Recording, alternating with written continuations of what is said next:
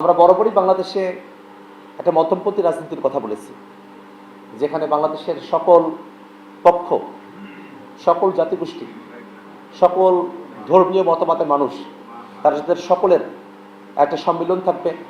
আমরা সকলে মিলে নতুন করে একটা বাংলাদেশকে গঠন করতে পারবো, তেমন একটা আশাবাদের জায়গা থেকে এনসিপির যাত্রা। খুব অল্প সময় হলো জাতীয় নাগরিক কমিটি, সেখান থেকে জাতীয় নাগরিক পার্টির উদ্ভব। একটু পেছনের দিকে যদি আমরা তাকাই, এই যে জাতীয় নাগরিক পার্টি এনসিপি, আমরা হয়তো 1 বছর ধরে এই নামের সঙ্গে পরিচিত, কিন্তু এর পেছনে যে মানুষগুলো আছেন তারা কিন্তু গত 1 দশক ধরে নতুন একটা বাংলাদেশের জন্য তারা লড়াই সংগ্রাম জারি রেখেছেন। জাতীয় নাগরিক পার্টি এনসিপিতে যেসব তরুণদের আপনারা অন্তর্ভুক্তি দেখেন, যেসব মানুষদের অন্তর্ভুক্তি দেখেন, তারা তাদের বিশ্ববিদ্যালয় জীবনে, কলেজ জীবনে এই বাংলাদেশের চিপি প্রশা যে ফেসিবাদ এবং স্বৈরাচার, তার বিরুদ্ধে তারা নিরন্তর সংগ্রাম করে এসেছেন। অনেকেই আছেন যারা আন্দোলন সংগ্রাম করতে গিয়ে তাদের পড়ালেখাটাও খুব ভালো করে কন্টিনিউ করতে পারেন নাই, জেল জুলুমের শিকার হয়েছেন, তৎকালে ছাত্রলীগের তারা নির্যাতনের শিকার হয়েছেন, অনেকে পাঠচক্র করেছেন, আন্দোলন সংগ্রাম জারি রেখেছেন এবং নানাভাবে নতুন বাংলাদেশের যে প্রত্যয়, সেটার জন্য তারা কাজ করেছেন। সেই তরুণেরাই 24-এর অভ্যুত্থানে একত্রিত হলো।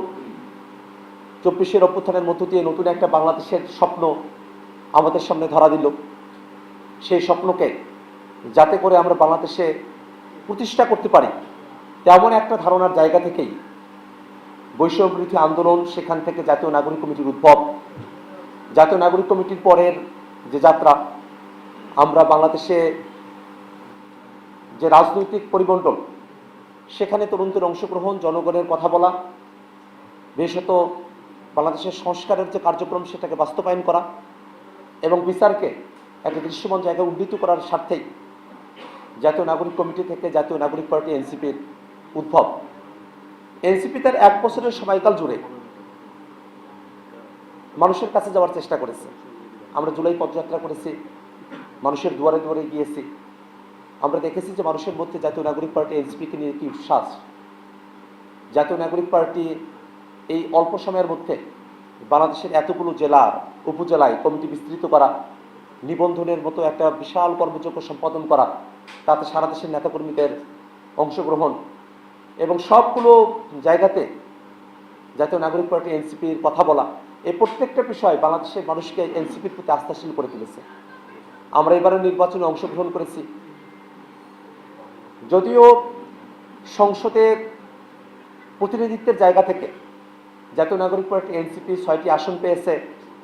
বিএনপি এবং জামাতের পরে একক দল হিসেবে 6টি আসন পাওয়ার ঘটনাকে অনেকে বড় করে দেখেন, কিন্তু তার থেকেও একটা জিনিস এখানে ভিতরগতভাবে আমাদের কাছে আরও বেশি গুরুত্বপূর্ণ আকারে আমাদের কাছে ধরা দেয়।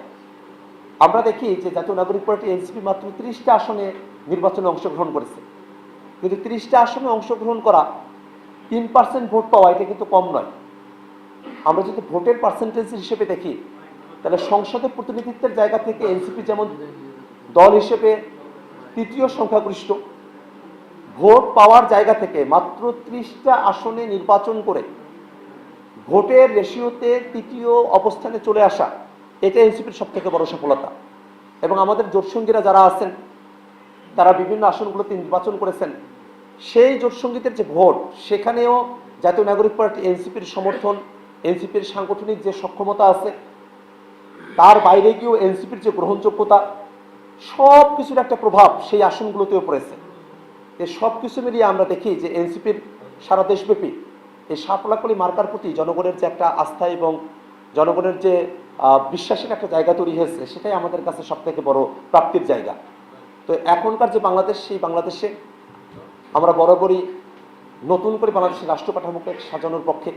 এই বাংলাদেশের রাষ্ট্র কাঠামোর রন্ধ্রে রন্ধ্রে যে জুলুমশাহীর নিশানাগুলো রয়েছে, সেগুলোকে ভেঙে চুরমার করে দিয়ে বাংলাদেশে ফেসিবাদের সমস্ত ধরনের উপাদানগুলোকে, রাষ্ট্র কাঠামো থেকে এই জঞ্জালগুলোকে সরিয়ে দিয়ে বাংলাদেশকে সত্যিকার অর্থে একটা গণতান্ত্রিক বাংলাদেশে রূপান্তর করা, বাংলাদেশের সকল জাতিসত্তার মানুষের তাদের অধিকারগুলোকে সুরক্ষিত করা এবং সত্যিকার অর্থেই সকলের কাছে নাগরিক হিসেবে তাদের যে প্রাপ্তির জায়গাগুলো আছে, তাদের অধিকারের জায়গাগুলো আছে, সেগুলোকে পৌঁছে দেওয়ার যে জার্নি, সেটাকেই তথ্যের আকারে, ঘটনা প্রবাহের আকারে, ইঙ্গিতে সুন্দর করে এনসিপির যাত্রা বইয়ের মধ্যে সন্নিবেশ করা হয়েছে।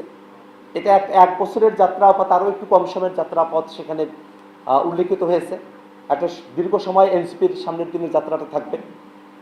তো আমরা আশাবাদী ইনশাল্লাহ যে যাত্রা এনসিপি শুরু করেছে বাংলাদেশে, যে পথ চলা শুরু হয়েছে এনসিপির, সেই পথ চলা বাংলাদেশ রাষ্ট্রটিকে নতুন করে গড়া, বাংলাদেশে সকলকে ধারণ করে দেশটাকে সামনের থেকে এগিয়ে নিয়ে যাওয়ার মধ্য দিয়ে এই যাত্রা সামনের দিনে আরও উন্নত হবে, এই আশাবাদ ব্যক্ত করে আজকের এই মোড়ক উন্মোচন অনুষ্ঠানে আমাদের এনসিপি যাত্রা বইয়ের লেখক মাহবুব আলম ভাইয়ের প্রতি অশেষ কৃতজ্ঞতা রেখে আপনারা সাংবাদিক ভাইয়েরা যারা আছেন তাদেরকে ধন্যবাদ জানিয়ে আমি আমার